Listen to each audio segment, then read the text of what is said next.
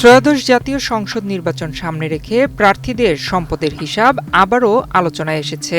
জামায়াতে ইসলামের আমির ডাক্তার শফিকুর রহমান ঢাকা ১৫ আসন থেকে মনোনয়নপত্র দাখিল করেছেন। হলফনামা অনুযায়ী তার মোট সম্পদের আনুমানিক মূল্য ১,২,৭৩,৬৪০ টাকা। বর্তমানে তার কাছে নগদ রয়েছে ৬০,৭৬,৪৯৭ টাকা। এছাড়া তার নামে রয়েছে ১০ ভরি স্বর্ণ।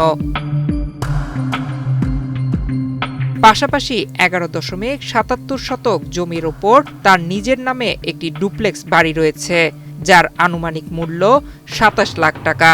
পদ্মা সেতু, মেট্রো রেল এবং এলিভেটেড এক্সপ্রেসওয়ে নির্মাণের গর্বিত অংশীদার বসুন্ধরা সিমেন্ট। এছাড়া তার নামে ২ একর ১৭ শতক কৃষি জমি রয়েছে, যার মূল্য ধরা হয়েছে ১৭,৭১,০০০ টাকা। ডাক্তার শফিকুর রহমান পেশা হিসেবে চিকিৎসাকে উল্লেখ করেছেন। কৃষিখাত থেকে বছরে তার আয় ৩ লাখ টাকা। বন্ড, ঋণপত্র এবং শেয়ার বাজারে তার বিনিয়োগের পরিমাণ ২৭,১৬,৮৮০ টাকা। হলফনামায় আরও উল্লেখ করা হয়েছে, তার নামে কোনো ব্যাংক বা আর্থিক প্রতিষ্ঠান থেকে কোনো ঋণ নেওয়া নেই।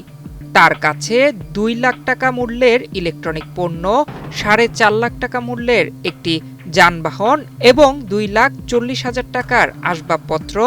বর্তমানে তার হাতে থাকা মোট সম্পদের পরিমাণ ৪৭,২৫,৮৩৪ টাকা। নয়ন বিশ্বাস, বাংলাদেশ প্রতিদিন।